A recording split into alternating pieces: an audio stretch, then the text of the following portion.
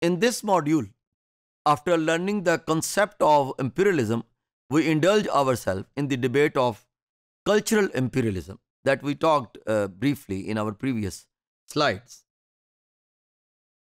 What is culture? It is a way of living where people interact with each other and share different customs, rituals, values, norms with each other. Sharing of values, in fact, may be called as culture, but that may be for the specific time frame and for a specific place. You cannot make culture, as far as conceptual level is concerned, a universal one. We may say that definition of culture is always varying, not only from place to place, but also time to time. So, what are the major components of a culture? That is a language, customs, beliefs, arts, knowledge, collective identities. Cultural imperialism is referred to the dominance of culture of politically and economically powerful nations.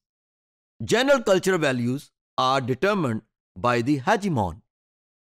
Hegemon is industrialized and economically influential. Distortion of local cultures because there is one homogeneous culture throughout the world. And there are core countries, those control media to propagate their culture values and distort the values of the local cultures. This is how the countries which are considered as hegemon, because they are more resourceful, they have more opportunities to travel in the other parts of the world, and they definitely spread their culture. Once, in the after the Second World War, there were American centers, British consuls in different parts of the South Asia, especially in Pakistan. You can see that it were there, and still American center is there, British consul is there, even German culture center is there. Chinese Confucius institutes are emerging these days now, and in Pakistan there are four Confucius institutes and two Chinese rooms are there in Islamabad. So this is how, after America, as we talked about China, that it is replacing United States. So in cultural imperialism, you may say that China is trying to, take over Britishers and Americans, and they are opening up their cultural centers and language centers to spread their culture in the different parts of the world. So rise of Roman Empire is the historical example of cultural imperialism. Subsequently, cultural imperialism became a tool of colonization. Although colonizers used military forces initially, but they integrated cultural imperialism to achieve its effects.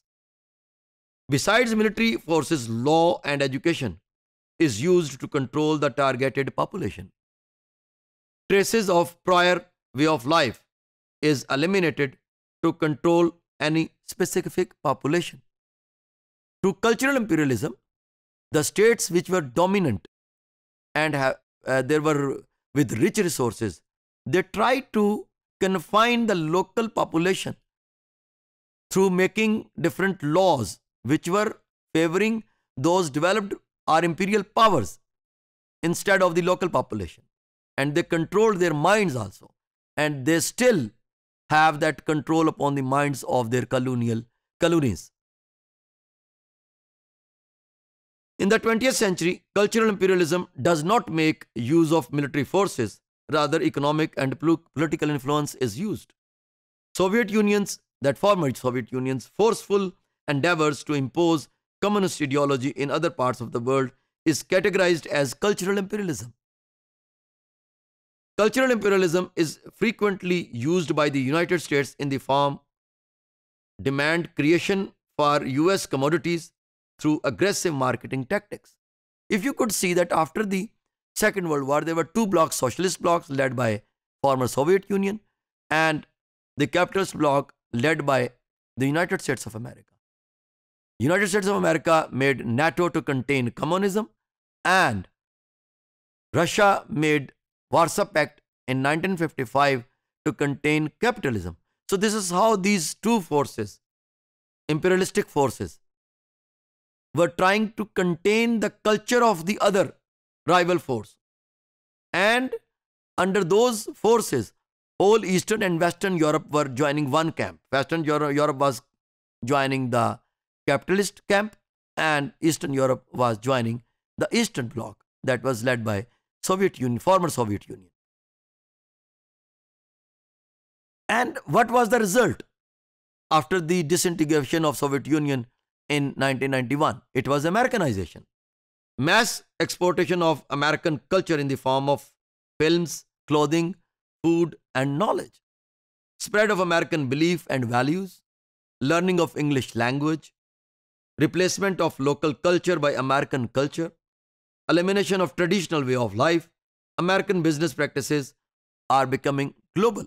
As you know that usually people said when they went for any food activity in the restaurants, they usually said that there would be American system, that individual is going to pay for his food, his or her food. So this is how people are just attracted with the values of America, United States of America.